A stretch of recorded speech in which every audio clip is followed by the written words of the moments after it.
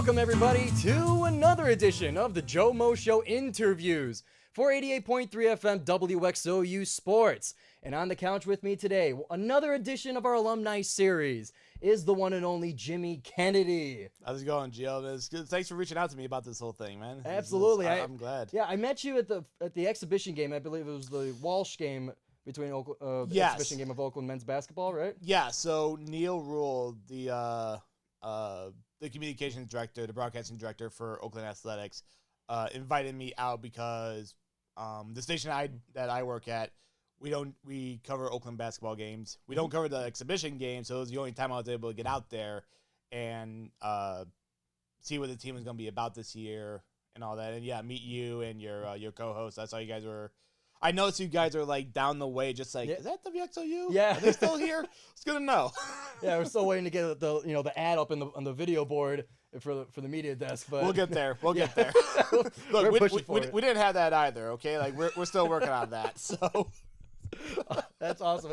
Yeah, it was great meeting you. Able to reach out to you guys. It Yep. sent out, WXOU sent out a big tweets, calling all alumni, and we're finally getting together. yeah, absolutely. No, it's definitely great. I'm glad you guys were able to reach out. And I'm glad we're able to work it out today. Honestly.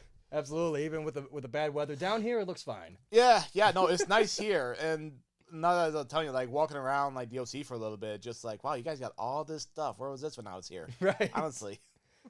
Yeah. Well, I got to know.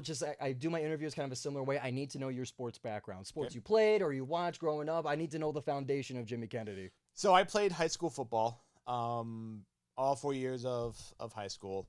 I was a big, I played like floor hockey and stuff like recreations when I was growing up. I can't skate to save my life, so ice hockey is unfortunately out of it. But I watch hockey religiously, basketball, more college than the NBA. Sure. Especially with how the Pistons are doing. We're not going to talk about them. Yeah. But I'm always watching football religiously, hockey religiously, college basketball religiously, baseball. Soccer is also a big one. Golf is one of my strong suits as well. It's just one of the things that like anytime I'm if it's a sport I'm interested in watching it, even if it's cricket, which I still don't understand, and I don't get how my grandma, who's like ultimate British, would be like, you should watch cricket. I call her back, just like, I'm on my 2 hours back. but yeah, so like obviously playing high school football, and also doing like not so much like broadcasting or doing play-by-play for like high school basketball, high school volleyball, but like also like just recording it for the high school sports department for our TV section, talking about a little bit, breaking down big matchups for track and field or softball or the big basketball game against our arch rivals just down the street.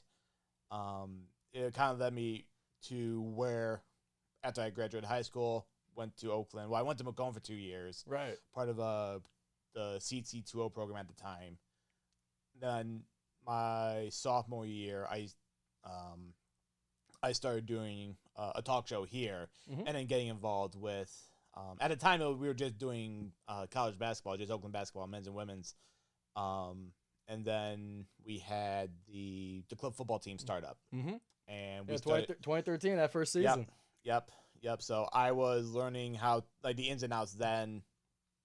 And then my junior year is when I started going here full time, when I was just like, I wasn't a part of the exec staff at the time, but I was like volunteer. So just like if they needed me, let me know. I was there. And then senior year, being the assistant sports director or board operator, you ran the pregame, halftime, postgame for men's games, doing the same for the club football games. And also we did Rochester Hills football, like high school football, every Friday night. No, certain games, of course. Yeah. But, getting that experience kind of led me to where I'm at right now in my current position with 97 won the ticket. So, and then, of course, obviously, like I always keep tabs like how WXOU is doing and stuff, like on social media. So it's great to see you guys have been as dominant as you could be given circumstances. Definitely, yeah. Kind of last year, in the fall, we kind of had to rebuild it, kind of post-COVID. Yeah. And I think we've been able to do a good job still kind of Yeah. repairing relationships with like athletics, or not repairing as if like they hate us. No, but rebuilding. Continuing where you left off. Yes. The relationship took a bit of a pause, obviously, with COVID and everything. Yeah. But yes, good to see, like, and I didn't expect, I actually, nothing against you guys, I didn't expect you guys to be there for the exhibition games. Yeah. But it's good to see you guys were there. And you'd be like, okay, these guys, this is a dedicated bunch. It's gonna be great. Let's see how the guys do. And I've listened to you guys on how you guys have been sounding. You guys sound amazing. I appreciate that, Jimmy. Of course. So with you said you volunteer at first at WXOU, Yep. and you kind of built up your, let's say, your status at the station, assistant sports director. So kind of give me a day to day kind of game day kind of routine for you guys. Like what were you guys doing on an Oakland basketball game day? Well, it would depend on if it was, number one, a men's or a women's game, because the rules were different. Yeah. But it was also like if I worked, if I was calling a men's game, or if I was calling a women's game, or if I was behind the scenes. Mm-hmm. So for the men's games, essentially, I would get with the play-by-play and commentary guys, Brendan Riley and Jake Rapinati. Mm-hmm. We would go over things to talk about. We would go over depending on what kind of game it was. If it was a game against Cleveland State, they're coming in town, or Rice State, or Illinois Chicago. Then okay, let's talk about this, or this. Getting closer and closer to conference tournament play. But if it was a game against Detroit Mercy or Valparaiso, who at the time, obviously Detroit Mercy is still the big rival. Yeah. The Metro Series and everything. But at the same time, Valparaiso is also considered a rival. Those games are always sold out at the arena. Mm-hmm. Then the focus would shift to, okay, let's talk about the rivalry a little bit. Let's talk about the history of this rivalry at times and go from there. So for the men's games, I would be in the main studio. Once they were connected up, I would hear them over the preview section. Mm-hmm. Making sure they were good, and then I would communicate with them via Facebook, because at the time we didn't have a way to talk back to them. Right. Yeah. We use Discord nowadays. Which is smart. I wish we had that at the time, but I would be Facebook messaging them just like, hey, going live in 5, and that would give them a countdown. They would say 5, 4, 3, 2, and then they go live. Mm-hmm. I would take care of pregame, halftime, and postgame for the men's games. Alongside, it was a rotating door of co-hosts, but at the time it was Drew Hagee, who was part of the Oakland Post at the time. Mm-hmm. So for the men's games, that was all it was. For women's games, it was more so I was doing play-by-play. I would get with whoever was running the board, whoever was doing color commentary, and we would just go over the game plan, like, okay, let's, again, talk about history of their opponents, talk about how the season's going. Yeah. If it gets closer to tournament time, like, okay, let's see. Oakland obviously not gonna get a number 1 seed, but they're still in play for 4 or 5. Right. Things like that. Yeah, so you gotta get your storyline straight. Exactly. Yep. Gotta get the storyline straight. That was the big thing, because we know that the athletic department is they're listening, they're watching. Yeah. Making sure that we're not messing up and all that stuff. Yeah. You guys are behaving on air. Yeah. Yeah. Of course, you gotta. But it was also after every game, whether it was men's or women's, we did a debrief. Mm-hmm. Like, okay, hey, this is great. Maybe some could have gone a little bit better, but it's more so. It wasn't more like it was anything less. It was just constructive criticism. Was it criticism of the game or of the broadcast? More so the broadcast. Okay. Obviously, like the game of the game, you have no control over that. Right. But you do have control of things you say during the broadcast. Little things you mention up. A lot of times it was just like tells that you repeat at the time and all that stuff, and I'm guilty of that as well. Yeah, there's always that like kind of that trigger, that nervous phrase that you just repeat. Exactly, and a lot of times it's warranted.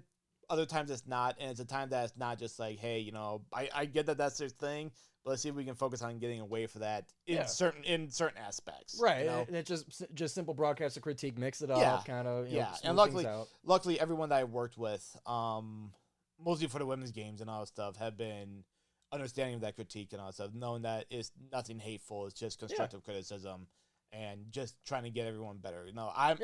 I'm just as well at taking constructive criticism and learning to be better than my co-host, than the other board operator I'd be working with, or my other whoever. Any kind of criticism, any kind of way to be better. That's the ultimate goal, especially in the broadcasting field. Definitely, and it kind of takes practice. At least, like from my experience, it takes practice kind of taking constructive criticism. It stings at first, but it does. I'm sure it gets easier to take over time. Would you say? I would say so. Yeah, especially if it's stuff that you can work on. If it's stuff that you're like, okay, yeah, you know what, I see where you're coming from. I noticed that also. Then yeah, I can definitely work on that. But if it's stuff that you're not prepared for, if you're not thinking about, then yeah, like you said, it is gonna sting a little bit. And I could also see where some people will say, okay, it's going to be, you could be hurt by that. But understanding also that there are people out there that want you to succeed, that want you to be better in all ways, shape, or form. Broadcasting you're never going to be the perfect broadcaster. You're always going to be learning new things. You're always going to be learning how to be better in certain aspects about it. So long as you're yourself, and you're not breaking FCC guidelines. That's the big thing, guys. Please don't. Please don't. You're always looking to improve. You're always looking to be better. Like, there are times that I know I could be better doing Oakland basketball games for the ticket. It's just the way it is. Now, obviously, there's nothing that they're calling me up just like, what did you do? I haven't gotten that call yet. Yeah, so. There's no Jimmy. I'm not getting the text from Neil Rule to be like, hey, so we gotta have a talk. Haven't gotten that yet, so we have to have a talk, of course. I throw him. Here's the thing. I say that more to him than he said that on the air, and I know it bugs him, but it's worth it. If it makes me smile, it makes me laugh, I'm all for it. So, love you, Neil. Hope you're watching. So I want to kind of back up to where you decided to become a part and become a volunteer at WXOU. Did you always want to be in broadcasting? Was that always like something you wanted to achieve, or did you just kind of stumble onto it? I was kind of something I wanted to achieve. I was part of a broadcasting club in high school, junior year, senior year. At that time, it was mostly just on-camera stuff. More TV than radio. Mm-hmm. They were starting to dabble with podcasts. It just didn't go well. More so just because of scheduling conflicts and everything with the co-hosts. But broadcasting was always kind of the thing of like, there's something I'm passionate about.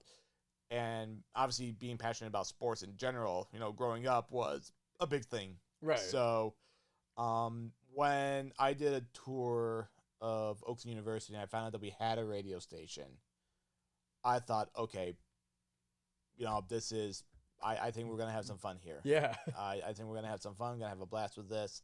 And then seeing Oakland University, obviously at the time, being here for 2 out of the 3 Triple Crowns, the back-to-back-to-back, the Golden Records, the MAB Awards, being a part of that and seeing, like, at the time, what WXOU was starting to be at the time that I was starting to show up and starting to be or starting to get involved in this and kind of grow in that aspect was definitely a big benefit. But it's always broadcasting has always been a big part of my life, and growing up, and the fact that this was here, it was just a perfect opportunity. Just like, okay, I'm signing up, I'm filling up, let's go. Yeah, it's like, where's the clipboard? Give it to me now. Yep, you got a pen, got a pencil. What do we do?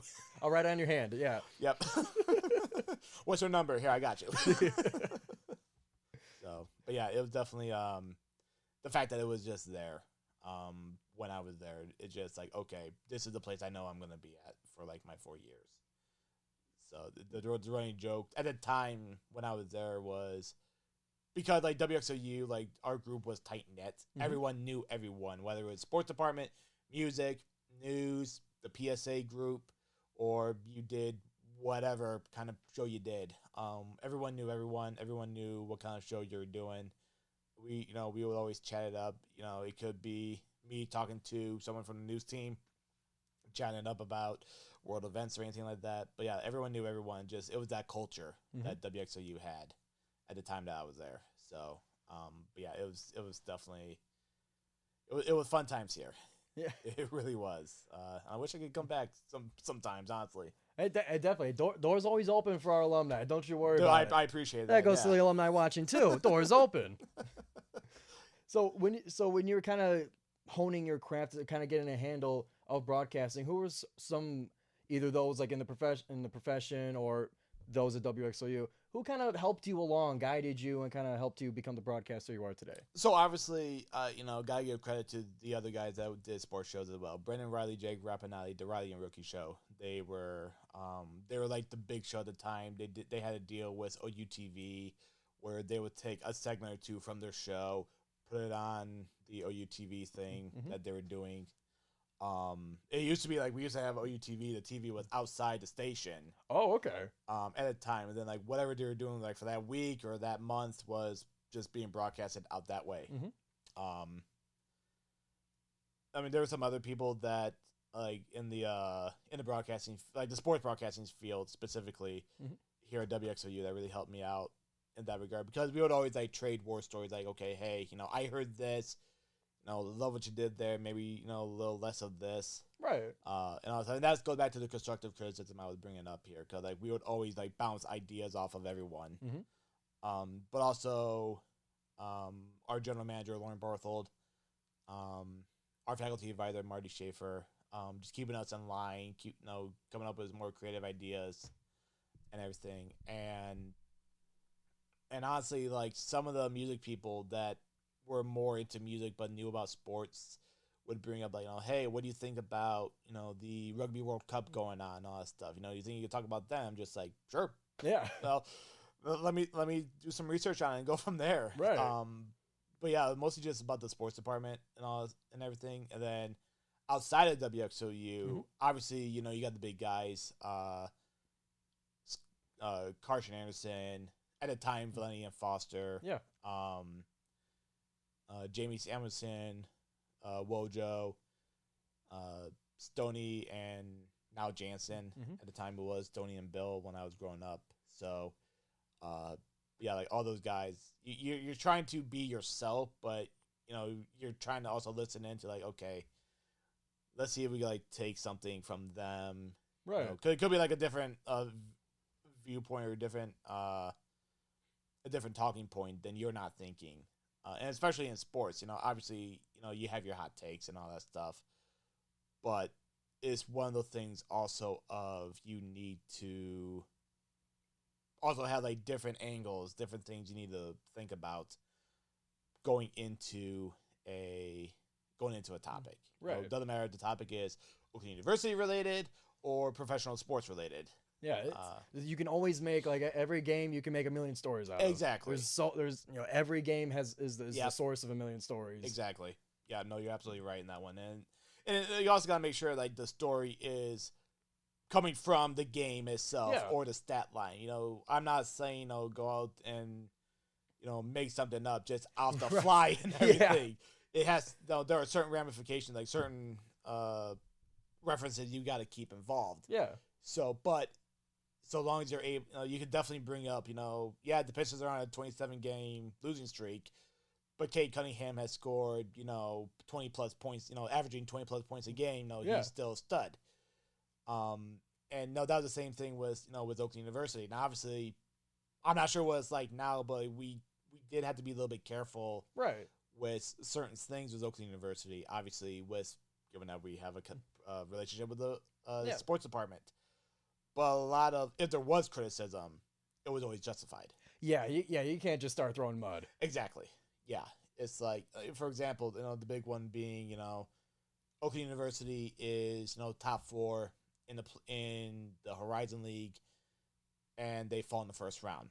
As, a lot of people were calling for Greg Campy's head at the time. And just like, that's just not going to happen. Yeah. It's just not. So... there are certain things that like you gotta be mindful of when it comes to topics like that. Yeah, and we kind of keep that kind of sensitivity as well because not only is it just like, oh, we don't want to like everybody to hate us, but like at least the way I'm running it, me and Harj, our other sports director, the way we're running it is we want to kind of in general grow the sports presence on Oakland's campus as a whole. So, I mean, if we're just completely cramping on the team like with like made up stuff and just that's not going to help anything. Right, exactly. It's like, and that's the thing. Like I said, criticism is you can be critical of certain things. Yes, but the overall experience is positive. You know, like okay, Oakland going into tonight's game, for example, they're 4-4 in overall. They had a stinker against Michigan State, but they have a big game against. They had a big win against Xavier. You know? Yeah, like you could definitely bring that up and everything like that. Like there are positives and negatives to sports in general. Doesn't matter if it's professional, collegiate, high school, youth, basketball, whatever, whatever. U12. Exactly. AAU. It's all positive or negative on both sides. You just got to be careful on what you say, and what you're talking about, or anything else. Yeah, there's proper etiquette, and sometimes you got to stub your toe to learn it. Yep. Oh yeah. I won't go making you share some of those stories, but please don't. It's a safe space here. Don't worry. Oh thank God. So for you, you mentioned all the let's say the stars at 97.1 the ticket right now, and I'm not sure like with your position how much you get to kind of interact with and talk to the host, but straight up, like do you get to work with them, like the Valentis and Costas, like do you get to work with them often? I'm kind of curious of your position at 97.1. So my position now is more limited, and it's more so because I took an opportunity outside the radio sphere. Luckily, I'm still able to do Oakland basketball games on the ticket, and the way that we got that contract is a funny story in itself. I'll get to that in a minute. But all right. when I was a producer at the time, I had worked with everyone at least once. Okay. I had done phone screening for all the big shows, the morning show, the midday, the afternoon. I had done Red Wings games. I've done Pistons games. I've done Tigers games. I've done whatever game we're broadcasting on 1270. A lot of times, if it was March Madness time and we were taking like the first 2 days of the tournament, that was probably the easiest 8 hours ever because you're just making sure that spots are playing, you're getting like upset highlights and stuff like that. Yeah. For people to play. But yeah, like I was really a jack of all trades. I did remotes. We would be at Little Caesars Arena. We would be at at bars. We'd be at the soundboard for viewing parties for the Wings and Pistons. Mm-hmm. And those are always fun because you get to see like legends of the past. You get to see former players, or a player that you or no former coach or anything like that. Yeah. But yeah, just like to say I've done everything is amazing. And then I've also done stuff for our brother station WWJ. Mm-hmm. Not just on the sports side of things, but also like on the news side. They needed someone to like fill in from time to time and all that stuff. They needed information. And like if a massive sports story got to WWJ, they're always coming to us, be like, what the heck happened? Yeah, I mean, who better to ask than exactly the sports station? Yes, yeah. So, and if we didn't know, then we would easily look it up. Right. And everything. Yeah, you guys have an easier time kind of getting that information. Exactly. And like any information that we would get, we would translate to them. They would be aware of it. They could broadcast it. So it was always just like, it was always that updating kind of, it was always that professional relationship we had. Yeah. Like if I'm running down with some new information, the producer on site is always like, okay, what you got? But yeah, like I've worked with everyone at least once. I've also worked with legends like Terry Foster. He was there before when I started, mm-hmm. Before he retired. I'll still shoot him a message here and there, once in a blue moon. I know he's doing stuff, with Woodward Sports right now. Mm-hmm. I worked with Jamie Samuelson, one of the best in the business, before his unfortunate passing. Rest in peace. Yeah, rest in peace. And that was, the thing was like, I had to work the day after. Oh man. It was tough. Oh, I'm sure. And it was like, we knew that this is what we were going to be talking about. Of course, yeah. There are no other sports. And at the time, it was just Tigers baseball we knew that there were no other talking points about that point. It was just taking phone calls on, Jamie and the impact that he left. It wasn't just an impact on the sports world or the sports radio world. It was the sports media as a whole, because he was a writer at the times. He did the Detroit Fury, I believe it was at the time, the indoor football league. But yeah, he was, miss that guy greatly. I really do. But yeah, just working with the legends, and the fact that like these guys are always approachable. You could always be like, no, hey, what about this or what about this? You could ping pong a topic off of them and be like, you know what, that's actually a good idea. Yeah. And if they didn't know anything but you knew, just like, I got this, you're filling them in and everything. So the next segment, they knew what they were going to be talking about. Yeah. And all that stuff. And they had like some background. Exactly. Yeah. And a lot of times it was difficult to bring some stuff up. Like, especially we had an esports tournament being held at Little Caesars Arena. Oh, yeah. It was like this massive thing in the gaming sphere, and I was working Carson Aronson at that time. They're just like, what the heck is this? I'm just like, so this is what you need to know. It's a pretty big deal. Esports is real, okay? Let's get that straightened out. Yeah. So that was, it's always, to say I'm a jack of all trades guy is an understatement. I've done, the only thing that I haven't done are Michigan football and Detroit Lions football.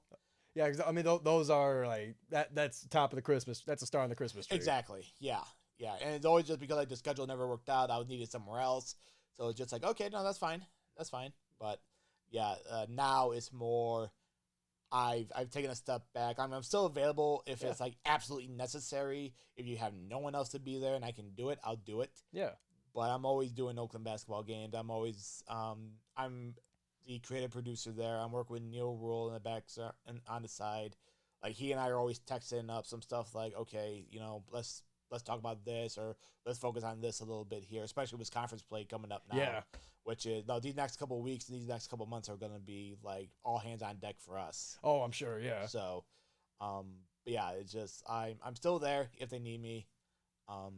I'm still a producer and all that stuff. We used to do producer shows before COVID, and those are always a fun time. Give the producer like the on air stuff. Yeah. Granted, it's always like Saturday night at 10 p.m. Yeah, it's. But we still were able to drive it and get some calls and all that and everything. So it was always a good time. So like for you as a producer, and I kind of wish I asked Dan this on our last WXOU Sports interview, but for you guys as producers, is there ever that kind of itch like, man, I wish I was on it, or I wish I was, part of the talent staff? Like, is there ever that kind of like internal conflict? No, not for me. And it's more so like, and this was also me here at WXOU. Yeah. I was always one that wanted to be behind the scenes. So long as everything's running smoothly, everything's sounding good, the topics are hitting their mark, the commercials are playing. I love being in control of being on the creative side of things. I love being in control of the behind the scenes. Yeah, if you put a mic in front of me, I'm not gonna say no. Right. But for me, it's just always been working behind the scenes. Want to work my way up, get to be like the David Halls of the world, the Kangs of the world, the Greg Hargraves of the world, some other coworkers of mine that are off as producers, like with different companies. So yeah, I've always been behind the scenes and all that stuff. Again, I'm not gonna say no if you stick a microphone in front of me. Of course, yeah. But for me to say like the goal for me is to have an on-air show, no, that's not me. I've always been behind the scenes, and I always will be. Well, that's awesome to hear. And we're kind of running up on it in time. You mentioned, I mean, we don't have a time limit, but yeah, I got you. But you mentioned the story of how 97-1 got the contract with Oakland University. Do you care to share that story? Yeah. So, my dad and I we're in Ludington. We're getting ready to hop on a boat to go to the Ryder Cup at Whistling Straits in Wisconsin.